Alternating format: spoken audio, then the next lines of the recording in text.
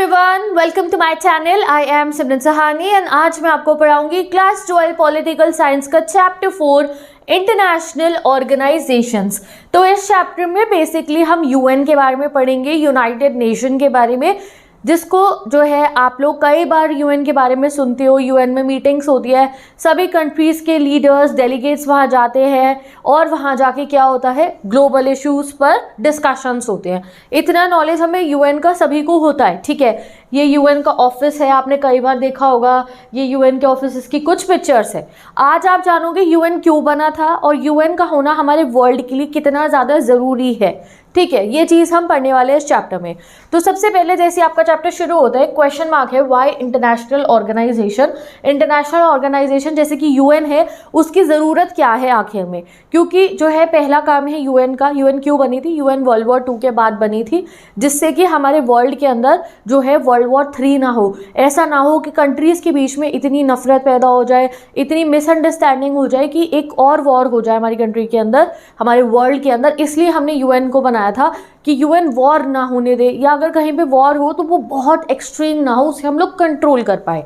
But फिर भी आप देखते हो क्या यूएन बनने के बाद वॉर होने बंद हो गए? अभी रशिया और यूक्रेन की जगहों पर वॉर तो चलते ही रहते हैं, स्टेबिलिटी तो नहीं आई है। फिर यूएन हमने बनाई क्यों? ये बहुत बड़ा क्वेश्चन मार्क होता है सोसाइटी के अंदर कि यूएन बनाई तब भी वॉर चल रहे हैं, ऐसा पूछा जाता है। आपकी बुक में लेबनान क्राइसिस का एक कार्टून दे रखा है, जहाँ पे लेबनान के अंदर जो है इजरायली फोर्सेस ने जो है अटैक करा था, बिकॉज वहाँ से उनको कुछ जो है वहाँ पे जो उनको उनके ऊपर भी जो है वहाँ से प्लानिंग हो रही थी उनके खिलाफ, ठीक है। तो उनके खिलाफ वहाँ प्लानिंग हो रही थी और उनके खिलाफ वहाँ पे जो है टेररिस्ट ऑर्गेनाइजेशन बन रही थी। तो इजराइल ने उनके ऊपर अटैक करा लेबनान पे, और उसमें लेबनान के जो सिटीजन्स थे उनकी भी बहुत डेथ हुई थी। उस समय में काफ़ी समय तक यूएन चुप रहा। यूएन ने बहुत समय बाद जाके अपनी जो है उनको कहा था कि इजराइल को कि आप ऐसा नहीं कीजिए एंड ऑल दैट। तो इसके ऊपर एग्जाम में ये कार्टून बना हुआ है ना, ये इसलिए बना हुआ है। अब ये कहते हैं कि भाई यूएन जो है बहुत स्लो काम करता है, या तो वॉर के समय पे या कुछ कहता ही नहीं, हर जगह वॉर होते रहते हैं, तो यूएन का क्या फ़ायदा है? तो that we will study here कि यूएन का फ़ायदा क्या है। तो यूएन के आज के समय पे बहुत क्रिटिक्स हैं, और जब आप ये चैप्टर समझ लोगे तो आपको समझ में आएगा कि हाँ, यूएन परफेक्ट नहीं है, but UN is a very important organisation of today's world, ठीक है।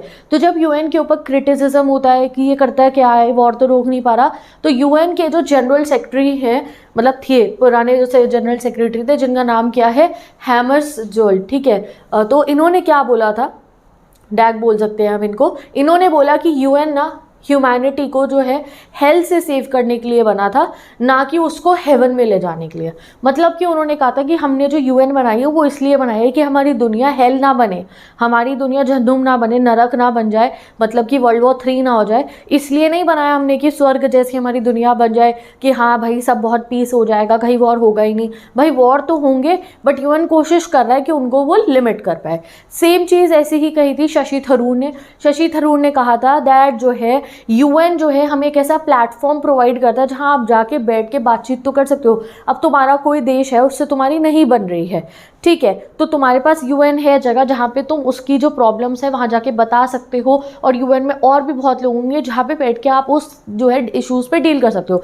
जैसे तुम्हारी दोस्त की अगर लड़ाई होती है, या तो तुम लोग क्या करते हो, तुम जब मिलोगे आपस में 4-5 दोस्त और बैठे होगे, तो वो कोशिश करेंगे चल यार इनकी बात सॉर्ट कराते हैं, ऐसे लड़के नहीं रहना चाहिए, ठीक है। जब स्कूल में ही आप देखते हो ऐसे होता है ना, स्कूल में बच्चे लड़ने लगते हैं, 2 लड़के लड़ने लग गए हैं, तो क्या होता है, टीचर्स रोकने आते हैं, बाकी बच्चे भी रोकने जाते हैं, अरे नहीं ऐसा नहीं लड़ना चाहिए। तो सेम इज़ विद यूएन कि अगर 2 कंट्री वॉर पे चली भी गई है तो तब यूएन चुप नहीं बैठता है, वो कुछ ना कुछ ज़रूर करता है। तो वो एक प्लेटफॉर्म हमें प्रोवाइड करता है जहाँ पे हम सेंसिटिव इशूज़ को डील कर पाए। आगे आने वाले आप चैप्टर में पढ़ोगे, चाहे इन्वायरमेंट है, चाहे सिक्योरिटी है, कोई भी इशू जो पूरे वर्ल्ड को है, जैसे कोरोना वायरस आया जब, तो कितने सारे ऐसे मैटर थे जो पूरे वर्ल्ड को रिस्ट्रिक्शंस फॉलो करने की ज़रूरत थी, तो वो कैसे होते हैं, यूएन में बैठ के उनका डिस्कशन होता है, ठीक है। तो ये 2 कोट सजेस्ट करती है कि यूएन जो है परफेक्ट नहीं है, but it is very important. अब मेजर जो है आपका जो सबसे बड़े बड़े रोल क्या होते हैं हमारे यूएन के, तो role of international organisation. UN का बेसिकली रोल यहाँ पे आपको बताया गया है। सबसे पहला क्या रोल होता है यूएन का? यूएन बनी क्यों थी? To manage the issue of war, peace and cooperation. तो यूएन बनने के 3 रीजन थे, 1 मार्कर में आएगा। Manage the issue of war, यानी कि वॉर ख़त्म करना नहीं, वॉर को रोकने की कोशिश करना, वॉर ना हो ऐसी सिचुएशन बनाना, पीस बनाना और कोऑपरेशन कराने का जिम्मा है हमारा यूएन का। यूएन एक प्लेटफॉर्म प्रोवाइड करता है जहाँ पे कंट्रीज जाके पीसफुली अपने जो है कॉन्फ्लिक्ट्स को डील कर, जैसे दो कंट्री के बीच में रिवर वाटर का डिस्प्यूट है तो यूएन में जाके वो इसके ऊपर डिस्कशन कर सकते हैं जिससे वो सीधा वॉर पे ना जाए। Functioning international organisation are not superior to state but created by mutual agreement between countries. अब हम लोग क्या कहते हैं, यूएन है उसके बाद भी वॉर हो रहा है तो वो इसलिए हो रहा है क्योंकि जो इंटरनेशनल ऑर्गेनाइजेशन है यूएन, वो कोई अपने जो मेंबर्स उसके बन रहे हैं उनसे कोई ऊपर नहीं हो गया है कि वो बॉस हो गया और उसकी बात सबको माननी होगी, नहीं। यूएन मेंबर्स से ही बना है, मेंबर्स चाहे तो उसकी बात माने, नहीं चाहे तो नहीं माने, ठीक है। जैसे कि मैं कह रही हूँ ये एक बॉडी है, बॉडी क्या कहूँ, मैं कह रही हूँ ये एक हम लोगों का ग्रुप बना हुआ है, ठीक है। मैं हूँ और बहुत सारे स्टूडेंट्स हैं, ठीक है। मैं उन्हें गाइड करती हूँ, तुम सब अपनी मर्ज़ी से इस ग्रुप में आए हो। हम लोग क्या करते हैं, हम स्टडी करते हैं, अपने फ्यूचर के गोल्स डिसाइड करते हैं। अब उनमें से 3 बच्चे ऐसे हैं जो बिल्कुल पढ़ना नहीं चाहते, ठीक है। मैं उन्हें कह रही हूँ पढ़ो अच्छे से, तुम भी कहते हो उनको कि अरे नहीं यार अपने फ्यूचर का ध्यान दो, पढ़ो।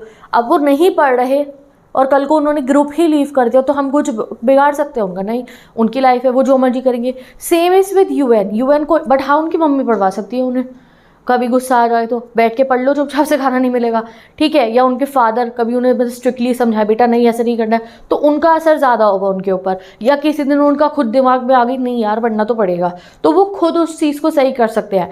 बट कोई जो है जैसे मैं हूँ या आप हो, आपके कहने पे उन पे इतना फ़र्क नहीं पड़ेगा, चाहेंगे तो खुद चाहेंगे तो करेंगे। तो same is with UN. UN war के समय पे एक कंट्री को सिर्फ कह सकता है कि आप वॉर मत करो, हम ये भी कुछ सैंक्शंस भी लगाता है, बट एंड रिजल्ट कंट्रीज़ का अपना होता है कि वो यूएन की बात सुने या फिर वो यूएन की बात नहीं सुने। तो इसलिए यूएन कोई सुपर स्टेट नहीं है, बट यूएन फिर भी हमारे वर्ल्ड में पीस मेंटेन करने में बहुत ज़्यादा हेल्प करता है, ठीक है। चलो अब जो है यहाँ पे आप यूएन का जो रोल है वो काफ़ी हद तक समझ चुके हो। अब हम नेक्स्ट टॉपिक पे अपना मूव करते हैं। नेक्स्ट टॉपिक क्या है, other role of international organisation. तो यूएन का काम सिर्फ वॉर तक ही सीमित नहीं रहता है कि खाली वॉर के मैटर्स में ही यूएन बोलता है, नहीं।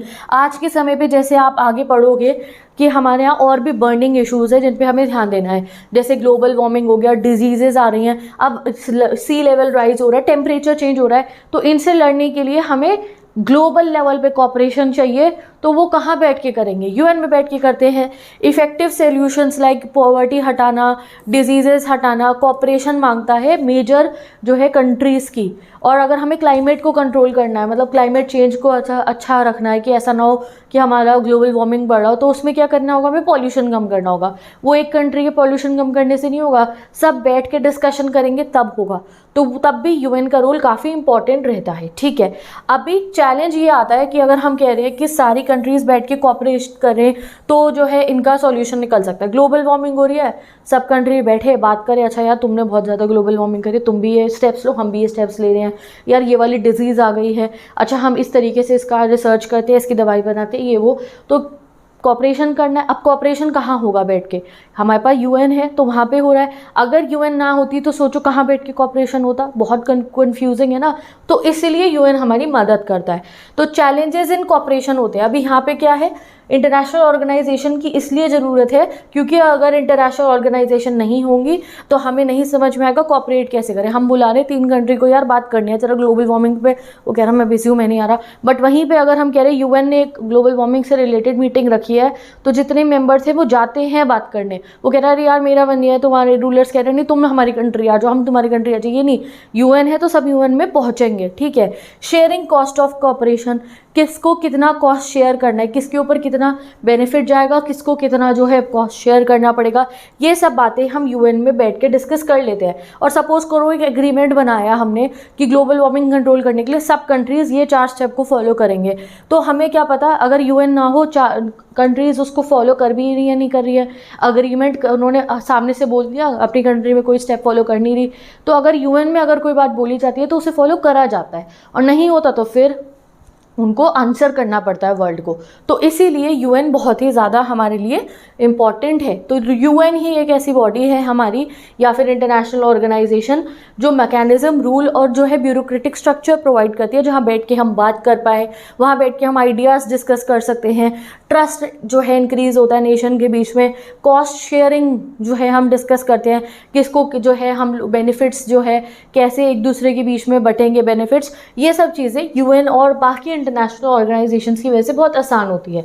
जैसे आप आगे अगले वाले चैप्टर में पढ़ोगे, क्लाइमेट रिलेटेड भी एक ऑर्गेनाइजेशन है हमारे पास हेल्थ के लिए भी है। तो ये सब मिलके वर्ल्ड लेवल पे इन इश्यूज़ को सॉर्ट आउट करने में हमारी हेल्प कराती है। ठीक है, अब आते हैं हम नेक्स्ट टॉपिक पे, role of international organisation post cold war era. अब पोस्ट कोल्ड वॉर एरा के बाद क्या होता था, जैसे कि इस साल तो आपका चैप्टर वो है नहीं, काफ़ी समय से डिलीट हो गया है। जैसे ही कोल्ड वॉर ख़त्म हुआ था तो क्या हुआ था, हमारा जो अमेरिका है ना, उसकी डोमिनेंस बहुत बढ़ गई थी। ठीक है, अमेरिका अब सबके ऊपर डोमिनेट कर रहा था। तो ये भी क्वेश्चन मार्क बनता है कि क्या यूएसए की, यानी कि अमेरिका की डोमिनेंस को यूएन कम कर सकता है या नहीं कर सकता। तो वो by the end of the chapter आपको पता चल जाएगी। ठीक है, चलो अब आता है हमारा next topic, evolution of UN. जो इतनी बातें मैंने तुम्हें यूएन के बारे में बताई है, वो बना कैसे था UN, that we will study. Next topic, evolution of the UN. UN आखिर में बना कैसे था? तो यूएन बना था, बट यूएन बनने से पहले यूएन के पापा भी हुआ करते थे, जिनको हम कहते हैं लीग ऑफ नेशन। तो लीग ऑफ नेशन पहले बना था और बाद में बनता है हमारा यूएन। तो जब वर्ल्ड वॉर 1 ख़त्म होता है तो उसके बाद लीग ऑफ नेशन बना दिया जाता है। इसीलिए बनता है कि यार वर्ल्ड वॉर 2 ना हो, बट लीग ऑफ नेशन तो सक्सेसफुल नहीं हुआ। लीग ऑफ नेशन के होने के बावजूद हमारा वर्ल्ड वॉर 2 हो जाता है। तो फिर वर्ल्ड वॉर 2 के बाद कंट्रीज डिसाइड करती है कि वो यूएन बनाएंगे, एंड थैंक गॉड यूएन जो है इतना तो सक्सेसफुल रहा है कि हमारे वर्ल्ड के अंदर वर्ल्ड वॉर 3 नहीं हुआ है। तो after the world war 1, post मतलब होता है after, the world sought an international organisation to prevent future war leading to the creation of league of nation. तो वर्ल्ड वॉर 1 के बाद बना लीग ऑफ नेशन, बट जो लीग ऑफ नेशन है वो फेल हो जाता है। डिस्पाइट स्टार्टिंग में लीग ऑफ नेशन सक्सेसफुल रहा था, फिर भी वो वर्ल्ड वॉर 2 को प्रिवेंट नहीं कर पाया, एंड वर्ल्ड वॉर 2 हुआ। उसमें तो वर्ल्ड वॉर 2 में आपने देखा कि जापान के ऊपर न्यूक्लियर बॉम्ब तक गिरा दिया गया था। तो कितना खतरनाक रहा था हमारा वर्ल्ड वॉर 2। बट फिर भी हमने हार नहीं मानी, हमने ये नहीं सोचा, जैसे ना कई बार लोग ऐसे सोच लेते हैं, जैसे आप अभी 2-4 दिन कोई स्ट्रैटेजी फॉलो करते हो और तीसरे दिन आप सोचते हो यार नहीं होगा मेरे से, बट हमारी दुनिया ने ऐसा नहीं करा।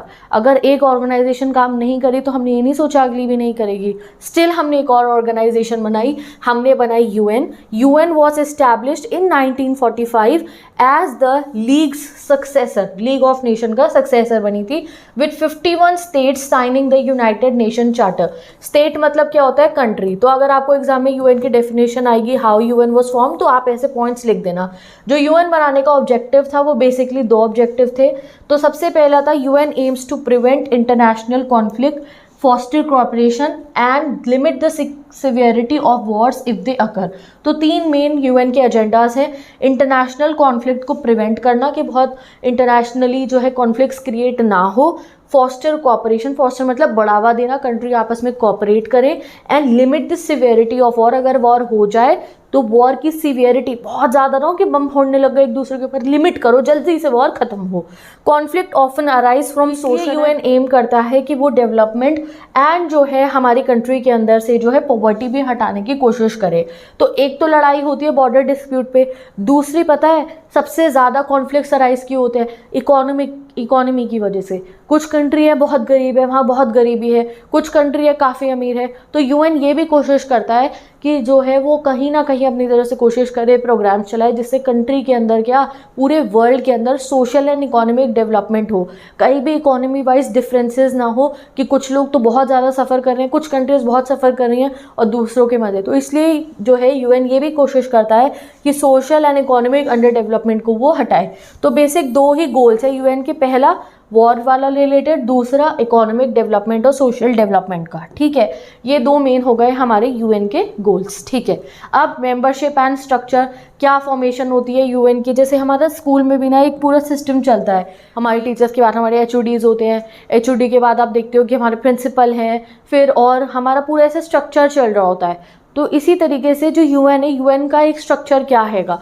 तो यूएन की अगर हम स्ट्रक्चर की और मेंबरशिप की बात करें तो बाय 2011 यूएन के अंदर 193 मेंबर थे, यानी कि 193 कंट्रीज 2011 में यूएन के मेंबर बन गई।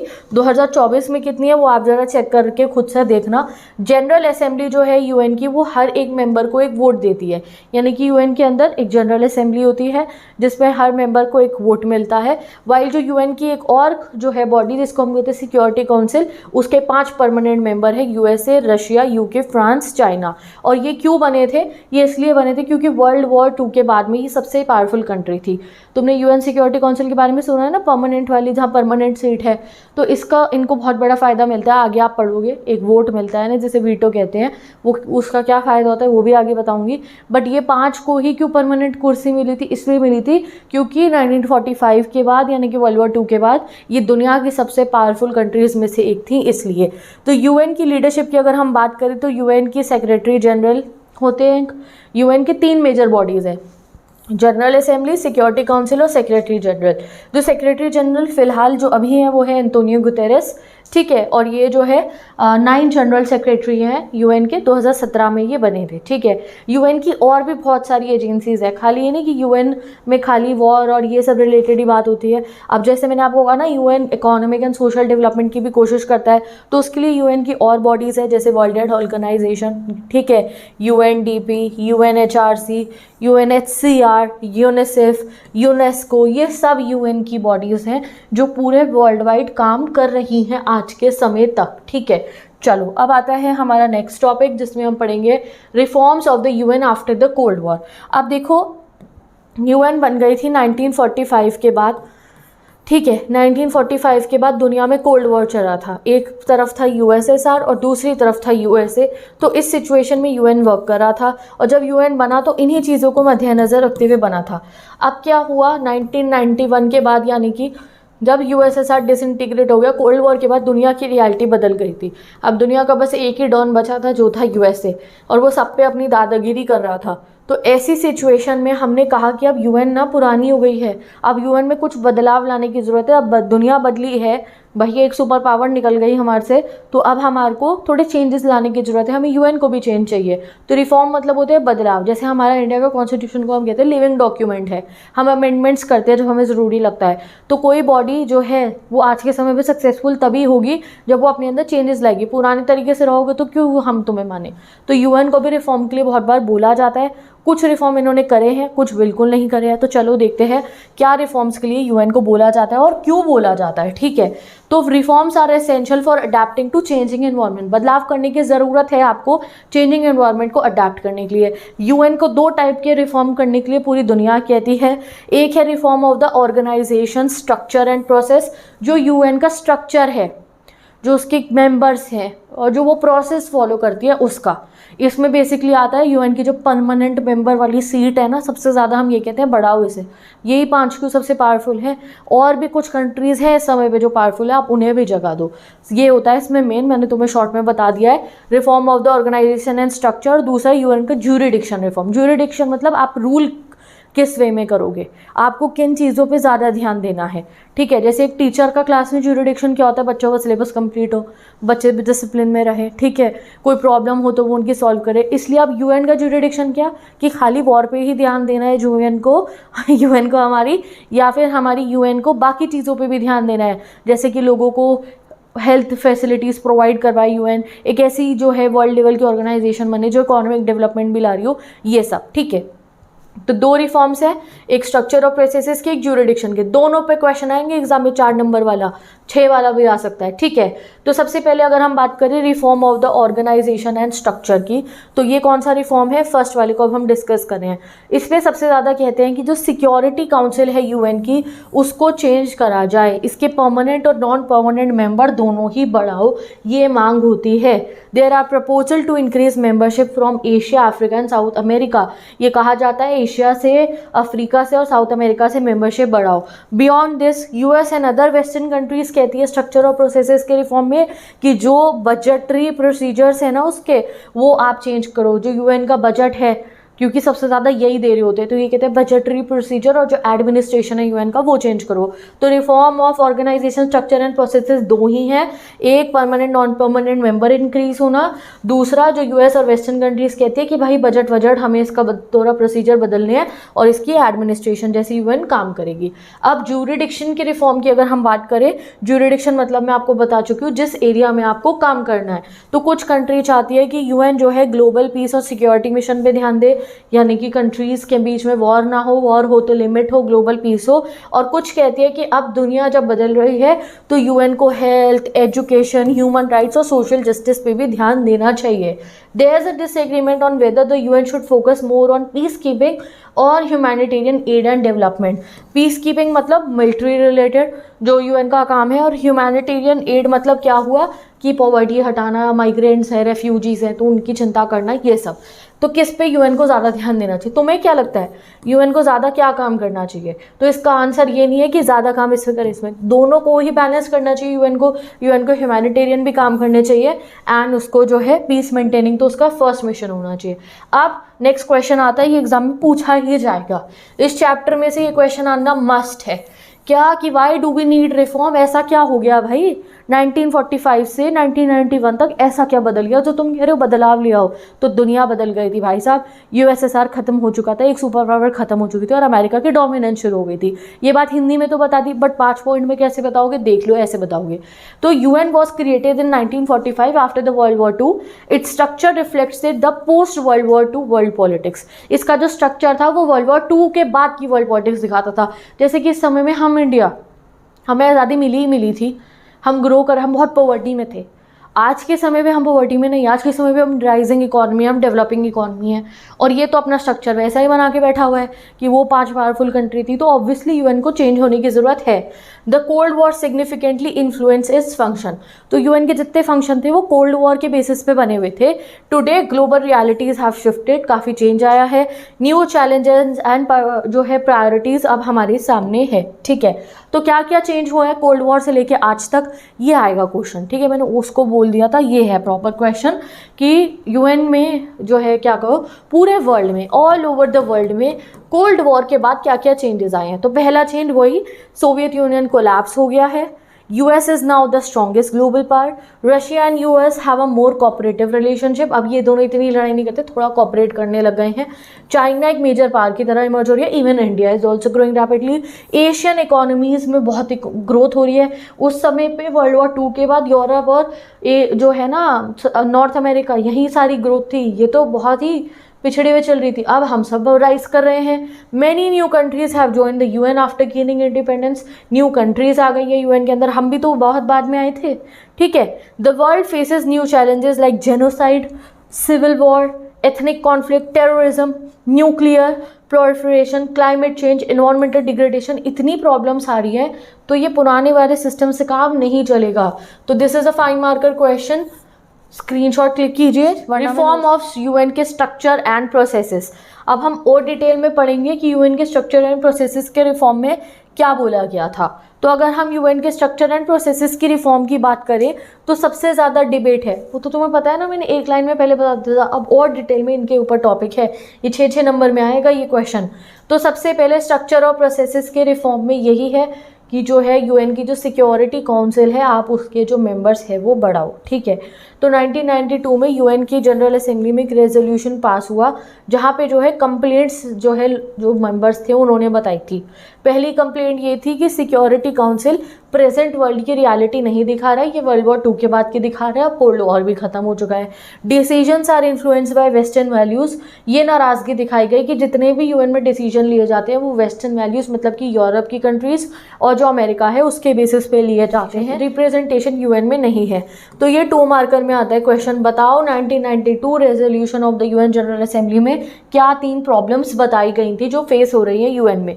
और जो यूएन के जो सेक्रेटरी थे कोफी अन्नान, उन्होंने इस बात से रिलेटेड इंक्वायरी लगाई और बताया कि रिफॉर्म बहुत ज़्यादा ज़रूरी है यूएन के अंदर, यूएन की सिक्योरिटी काउंसिल के अंदर।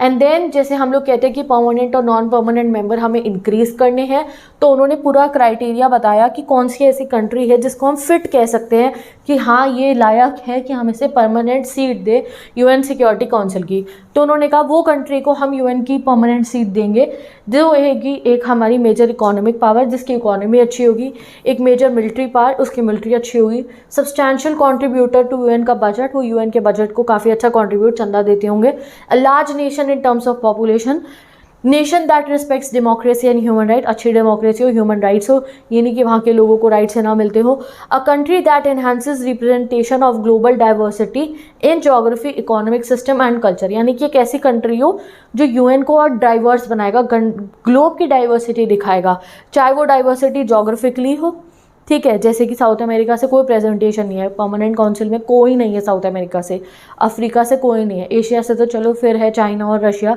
वहाँ से तो कोई नहीं है, जोग्राफिकली दिखाए, इकोनॉमिक सिस्टम उसका ऐसा हो या फिर कल्चर हो उसका कुछ ऐसा। तो अब इसके ऊपर लोगों ने बहुत क्वेश्चन करे। अब अगर ये क्राइटेरिया देखोगे तो इंडिया तो सेट बैठता है इसमें, हमारा तो कल्चर भी डाइवर्स है, हम तो ह्यूमन राइट्स और डेमोक्रेसी भी रिस्पेक्ट करते हैं, पॉपुलेशन तो भाई पूछो ही मत, बजट भी अच्छा खासा देते हैं इनको, ठीक है, मिलिट्री पावर भी, अच्छी इकोनॉमी, तो बना दो हमारे को फिर परमानेंट मेंबर, नहीं बना रहे तो भाई ऐसे तो बहुत सारे, जापान भी कहेगा मुझे बना दो, उस पर भी कोई कम पावर नहीं है, साउथ कोरिया भी कह देगा, हर कोई कहने लगेगा, तो इसलिए यहाँ पे प्रॉब्लम्स अराइज हुई। लोगों ने कहा ये जो तुमने क्राइटेरिया दिया ये कोई काम का नहीं है। अब तुम कह रहे हो इकोनॉमिक मिलिट्री पावर, अरे कितनी क्राइटेरिया तो पता ही नहीं, budget contribution what level, size कितनी लार्ज पॉपुलेशन हो, क्योंकि बहुत लार्ज पॉपुलेशन भी गलत है जैसे हमारी कंट्री की, उससे तो रिसोर्सेज पे प्रेशर पड़ रहा है, कोई अच्छी बात थोड़ी है बहुत पॉपुलेशन होना। डेमोक्रेसी और ह्यूमन राइट्स, इसमें तो बहुत सारी कंट्रीज क्वालिफाई कर जाएंगी, ठीक है।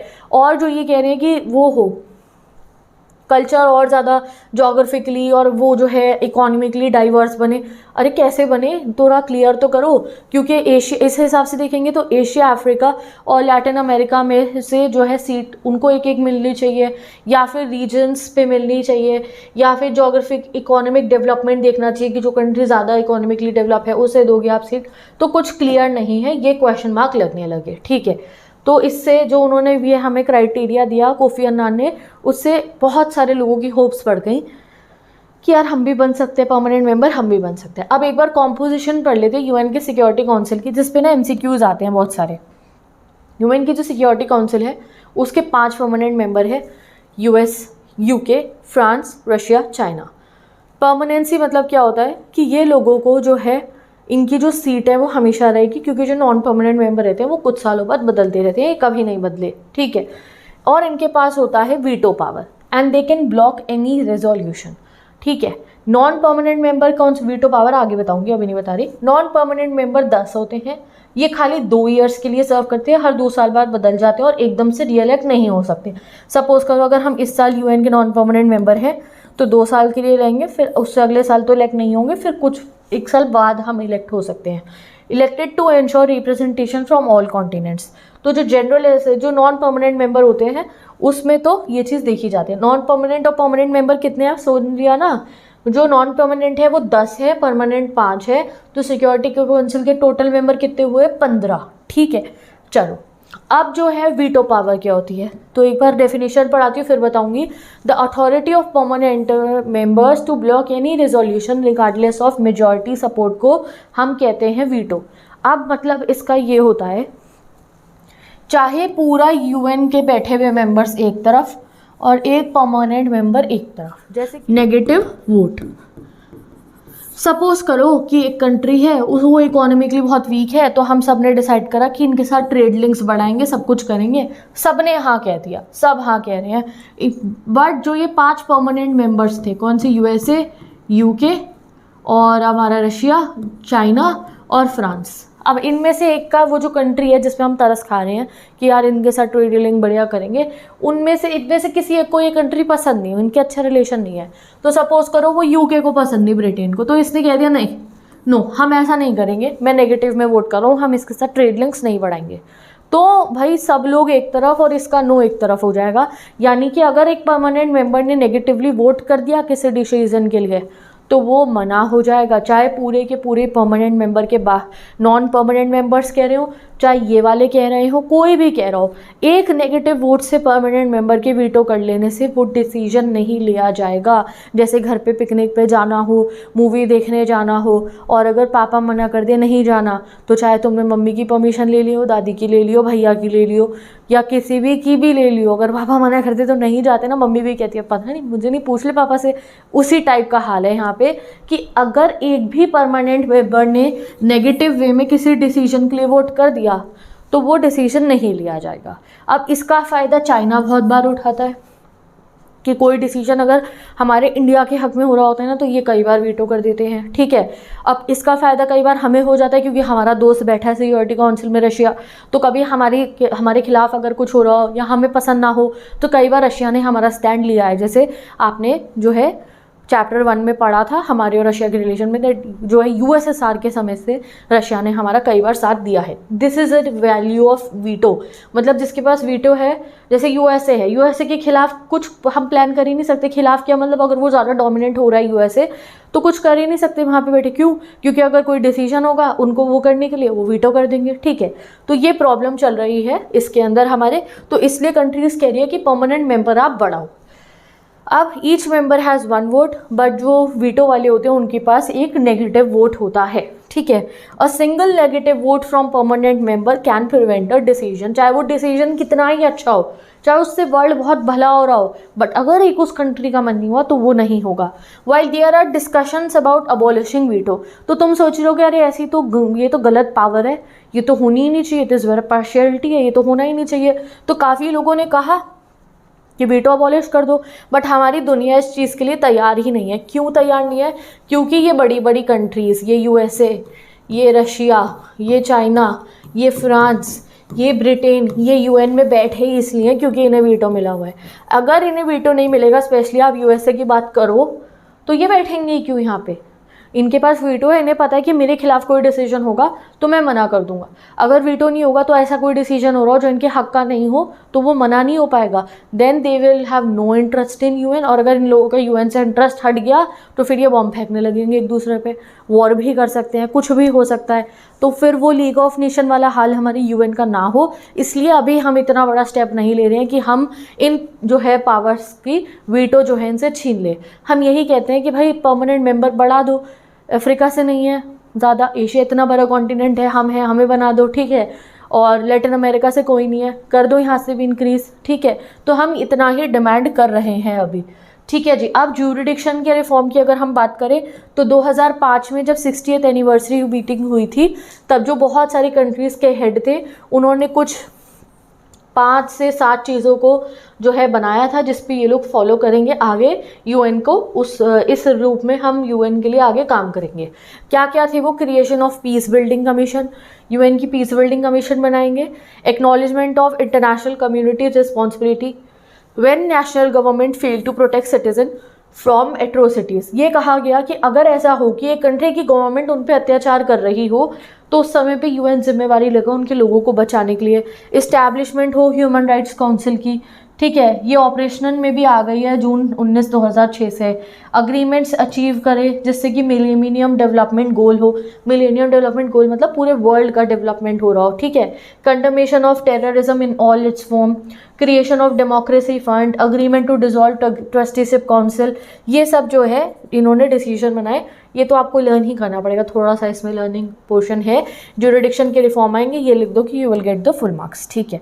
बट इसमें भी जो थोड़ा बहुत प्रॉब्लम्स थी, पीस बिल्डिंग कमीशन बनानी है तो वो कैसे बनेगी ये नहीं बताया। इंटरनेशनल कम्युनिटी अगर इंटरफेयर करेगी, जाके किसी गवर्नमेंट को कहेगी कि अपने सिटीजन पे अत्याचार ना करो, तो वो कैसे करेगी।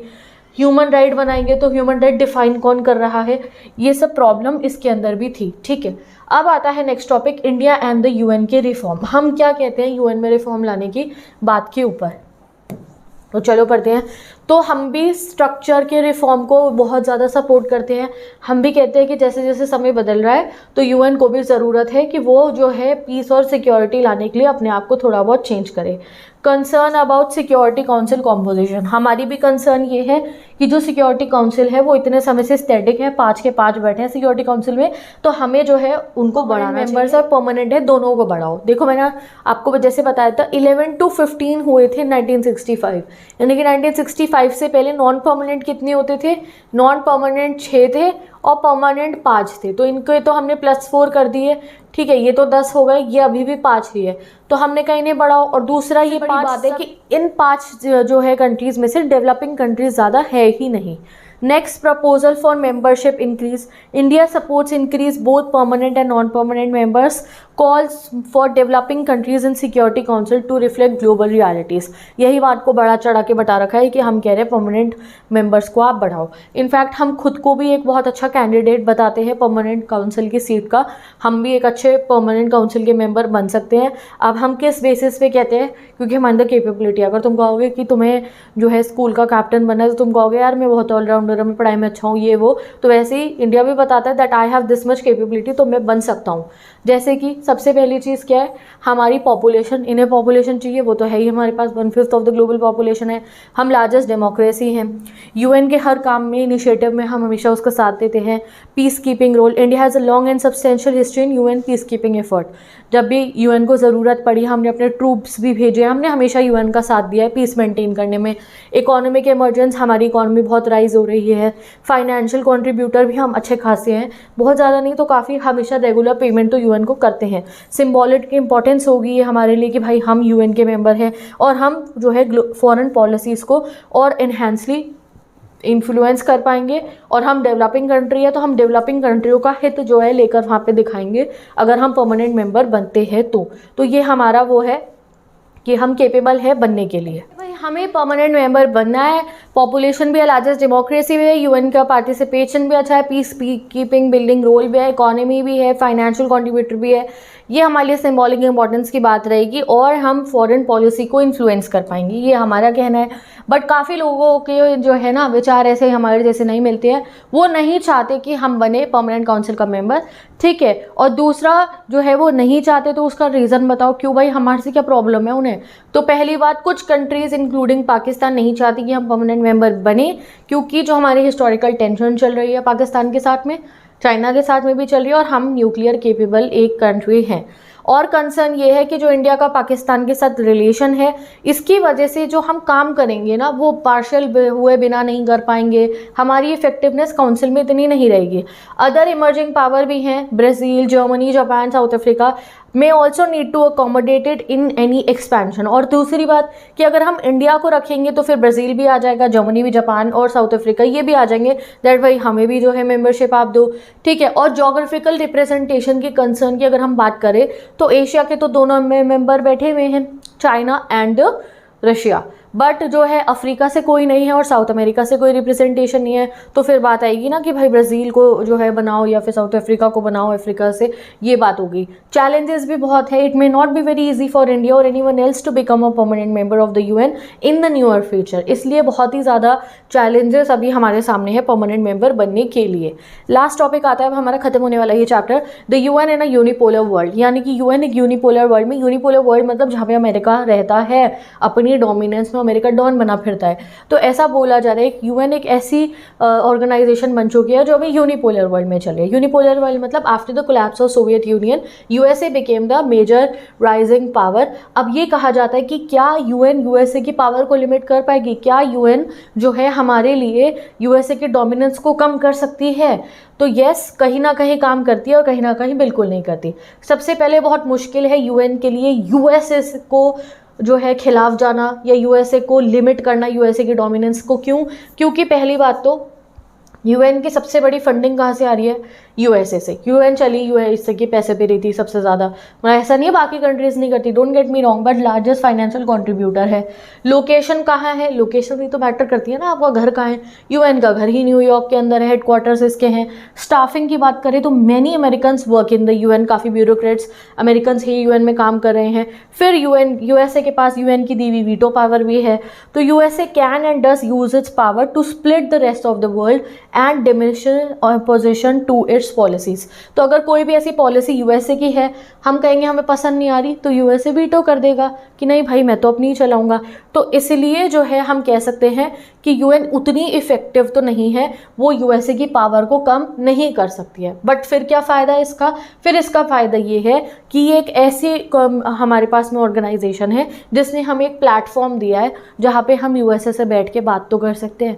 वरना अगर हमें यूएसए की किसी पॉलिसी से प्रॉब्लम है, हमें मतलब इंडिया नहीं कह रही हूँ, मैं पूरे वर्ल्ड को कहती हूँ, कोई प्रॉब्लम है तो हमें बात करनी है, तो वो बात ही क्यों करेगा हमारे से अगर उसका मन नहीं होगा तो। But if we have UN, वहाँ पे डिस्कशन होता है हर चीज़ में और यूएसए को जवाब तो देना पड़ता है। तो while the UN can't fully counter US power, it serves as a space for countries to discuss issues and challenges US policies. ठीक है, इंपॉर्टेंस क्या है? UN is essential for global cooperation. ये बहुत बड़ी इंपॉर्टेंस है यूएन की, specially जैसे हमारा वर्ल्ड इतना इंटरकनेक्ट हो रहा है। ख़त्म चैप्टर अब, कितनी ज़्यादा जो है ना, आज हमें सब पता है इसराइल में क्या हो रहा है, पाकिस्तान में क्या हो रहा है, यूएसए में क्या हो रहा है, चाइना में क्या हो रहा है, रशिया में क्या हो रहा है। हमें घर पे बैठ के अपने पास जो है पता होता है, जापान में ये हो रहा है, वो ये हो रहा है, यहाँ पे ये हो गया, रशिया यूक्रेन का वॉर हुआ, हमें अब सब कुछ पता होता है। सब कुछ, इतनी ट्रांसपेरेंसी, इतना इंटरकनेक्टेडनेस बढ़ गई है, माइग्रेशन इंक्रीज़ हो गई है और जो है टूरिज्म इंक्रीज़ हो गया, तो कनेक्टेडनेस बढ़ चुकी है। अब ऐसे समय में, और जो है कंट्रीज़ भी कोलैबोरेट करिए एक दूसरे के साथ, ऐसे समय में यूएन काफ़ी इंपॉर्टेंट हमारे लिए प्लेटफॉर्म है जो हमारे ग्लोबल वर्ल्ड के अंदर एक स्टेबिलिटी लेकर आता है। विद दिस ये चैप्टर हमारा कंप्लीट होता है।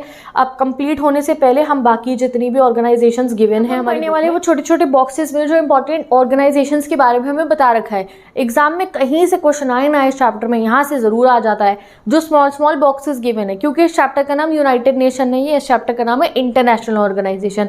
तो यूएन के अलावा जो इंटरनेशनल ऑर्गेनाइजेशन है वो भी हमें पढ़ना होगा। तो यहाँ मैंने बहुत बढ़िया से इनके नोट्स बना दिए, मेरे इंस्टाग्राम आईडी पे अपलोड हो जाएंगे, वहाँ से जाके आप चेक कर सकते हो। तो फिर भी मैं एक बार आपको इनकी इंपॉर्टेंस बता देती हूँ, अदरवाइज रीड ही करना है और इनको अंडरस्टैंड करना है आपको, आप खुद बना के लिख देना। तो सबसे पहले ह्यूमन राइट्स वॉच आती है। ये ऑर्गेनाइजेशन फोकस करती है ह्यूमन राइट्स इश्यूज़ के ऊपर और जो है हाईलाइट करती है अब्यूजेस एंड जो है इस चीज़ का सारा जो है ये काम करती है। ठीक है, बैन लैंड माइंस, इन्होंने क्या करा है, लैंड माइंस को बैन करने की बात की है, क्योंकि लैंड माइन से जो है ना, जो नॉर्मल सिटीजन्स है कई बार गलती से पैर रख के मर जाते हैं उन पे। Stop child soldiers, create the international criminal court, ये कुछ इंपॉर्टेंट काम है जो इन्होंने करे हैं। दूसरा आया है एमनेस्टी इंटरनेशनल। ये कौन सी ऑर्गेनाइजेशन है? ये ग्लोबल एनजीओ है। ये एडवोकेट करती है ह्यूमन राइट्स को। मिशन क्या है? Promotes the universal declaration of human rights.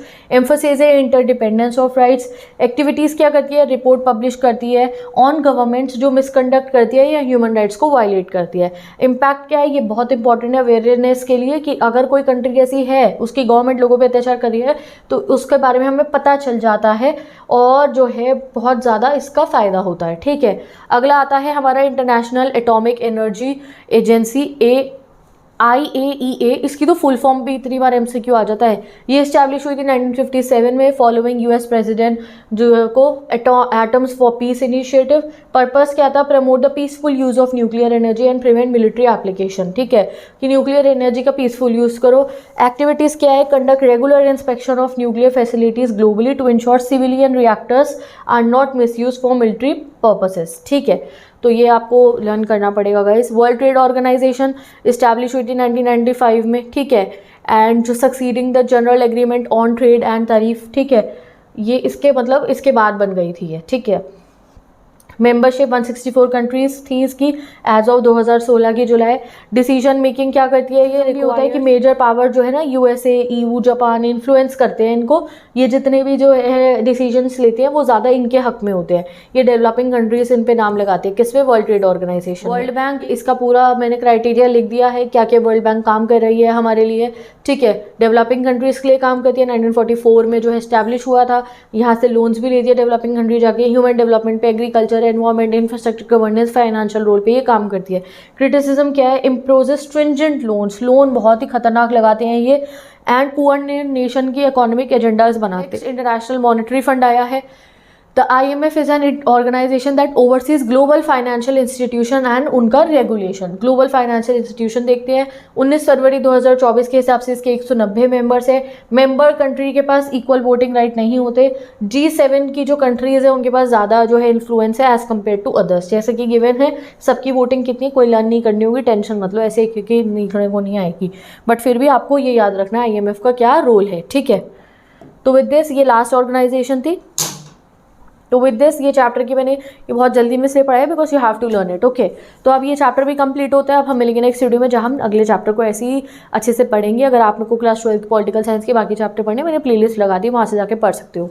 तो विद दिस मिलेंगे नेक्स्ट वीडियो में, बाय बाय।